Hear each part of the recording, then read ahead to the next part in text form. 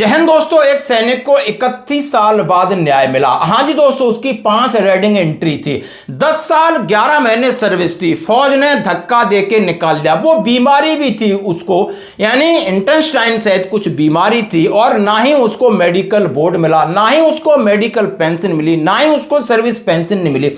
31 साल बाद ये न्याय मिला है उसको, तो आप समझ सकते हो कि उम्मीद की किरण बाकी है। जज साहब ने कहा है कि आपको सहानुभूति रखनी चाहिए। यदि आपका सैनिक बीमार है, परेशान है, तो आपको सहानुभूति दिखानी चाहिए। कम से कम पेंशन का लाभ तो आप दे सकते हो। रेडिंग एंट्री फौज से भेजने का कोई कारण नहीं है। उसने ये तो कोई गुनाह किया है तो आपने उसको सजा दी है। ये मतलब नहीं कि 4 रेडिंग एंट्री हो गई आप घर भेज दो, 5 हो गई घर भेज दो। ऐसा क्यों? ऐसा नहीं हो सकता, माननीय जज साहब ने कहा है। इस खबर के ऊपर विस्तार से चर्चा करूंगा। उससे पहले मैं आपके सामने एक खबर लाना चाहता हूं, यानी 21 साल का ब्रिगेडियर, इसने हलचल मचा दी। चारों तरफ इसकी चर्चा हो रही है कि आखिर इसके दिमाग में क्या था। आर्यन वर्मा नाम का यह शख्स 21 साल उम्र में ब्रिगेडियर की वर्दी पहन करके, गाड़ी लेकर के, झंडा लगा करके, एनएसजी कमांडो लगा करके, नकली परिचय पत्र लगा करके सेना के कैंट के अंदर जाने की बेवकूफी क्यों की? बेवकूफी कहूंगा। लोग कह रहे हैं इस नमूने को यह नहीं पता कि 21 साल सर्विस के बाद भी ब्रिगेडियर रैंक नहीं मिल पाता है। ये 21 साल की उम्र में लगा के रखा है, नकली पिस्टल लगा रखी। आखिर ये साइको है या कोई क्या हो सकता है? आप समझ सकते हो, इसको इतनी भी तहजीब का पता नहीं है, सेना के बारे में पता नहीं है। फिर कॉन्फिडेंस भी आप देखिए, इस नमूने का कॉन्फिडेंस भी आप देखिए कि ये 12th पास है, नीट के एग्जाम की तैयारी दिल्ली में कर रहा था। अपने माता पिता शायद नीट क्वालिफाई नहीं कर पाया, इसने अपना रुतबा, पैसे वाले होंगे, माता पिता को इन्फ्लुएंस करने के लिए दिल्ली से ब्रिगेडियर के वर्दी खरीदता है। स्टार इसको पता चल गया और कैप शैप लगाकर गाड़ी लेता है, एक हैरियर बड़ी, इसका मतलब पैसे वाला है। आगे ब्रिगेडियर का झंडा लगा लेता है और दुर्भाग्य बस 2 अपने प्रोटेक्शन में एनएसजी कमांडो रखता है, ड्राइवर भी उसी प्रकार का रखता है, कागज भी देता है। इतना ड्रामा करके और इसको खुजली मची कि फौज के अंदर ही जाता है और फौज के एक प्रोग्राम में पहुंच जाता है। वहां पर असली ब्रिगेडियर से मुलाकात होती है और सेना का आम आदमी, सेना का एक जवान, आम आदमी समझता है कि ब्रिगेडियर रैंक का कम से कम उनकी मूछें भी सफेद हो जाती हैं, बाल भी सफेद हो जाते हैं, उसके बाद ये रैंक मिलता है। जैसा कि आप देख रहे हैं, ये शाहजहांपुर मिलिट्री कैंट में आज शाहजहांपुर स्टेशन हेडक्वार्टर ने एक जो है इम्पोस्टर को पकड़ा है। इम्पोस्टर जो बहरूपिया, ये आप देख रहे हैं, ये आर्यन वर्मा तकरीबन 21 साल का लड़का है। ये ब्रिगेडियर की पूरी ड्रेस पहन के, लाइन यार्ड पूरा ड्रेस, मेडल्स लगा करके ब्रिगेडियर बन करके शाहजहांपुर उसके आसपास के एरिया में घूमता था। साथ ही आप देख रहे हैं कि ये टाटा हैरियर जो है, इस पे भी इसने जो है स्टार प्लेट लगा रखी है, आर्मी की है, और ये आर्मी का फ्लैग है। इसके साथ ही इसकी ये टीम है जो आप देख रहे हैं, ड्राइवर है जिसको इसने रखा हुआ था। इस ड्राइवर के पास से भी गवर्नमेंट का आई कार्ड मिला है जो अभी दिखाएंगे। साथ ही जो 2 बाउंसर्स हैं जो ब्लैक ड्रेस में, इनको ये एनएसजी कमांडोज बताता था और कहता था इसको इसकी स्पेशल सुरक्षा के लिए दिया गया है। एक ब्रिगेडियर साहब जो है फौज में बहुत सीनियर अफसर होता है, काफ़ी ज़्यादा सर्विस के बाद बनता है, और 21 साल का लड़का ही अपने आप को ब्रिगेडियर बनाता था। इसकी टाटा हैरियर कार से ये जो है आई कार्ड, ये आई कार्ड आप देख रहे हो, ये मिला है।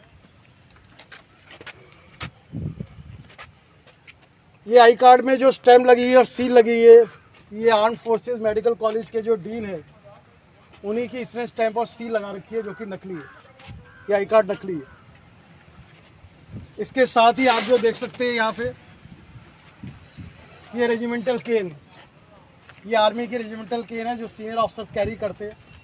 इसको भी ये साथ लेकर के चलता था। ये एक नकली पिस्टल है जो रिकवर की गई है इसकी जो है कार से। इस पिस्टल को भी अपने साथ रखता था।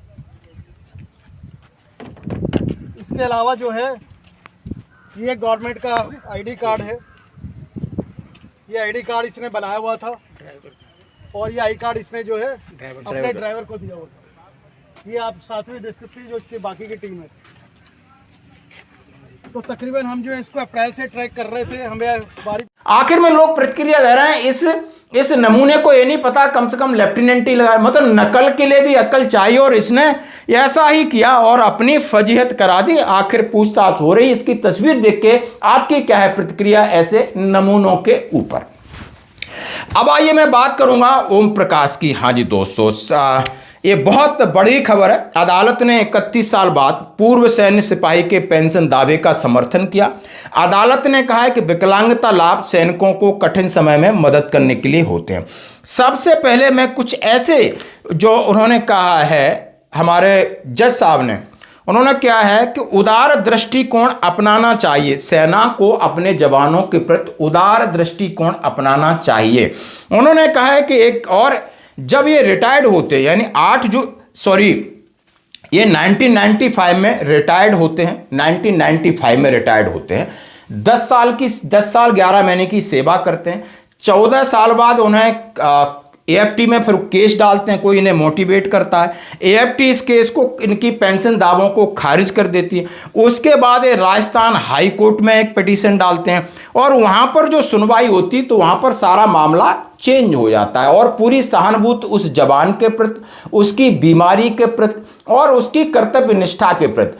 और जैसा मैसेज देते हैं हमारे Indian army and ministry of defence को, थोड़ी उदारता बरतिए, या आखिर ये इतने धक्के खा रहा है, यानी 95 में रिटायर्ड है, आप समझ सकते हो कि 31 साल तक ये धक्के पे धक्के खाया जा रहा है, इसको पेंशन नहीं मिल रही है, कोई बेनिफिट नहीं मिल रहा है, ये अपना जीवन कैसे जी रहा है। तो आइए दोस्तों इसी के ऊपर बात करते हैं।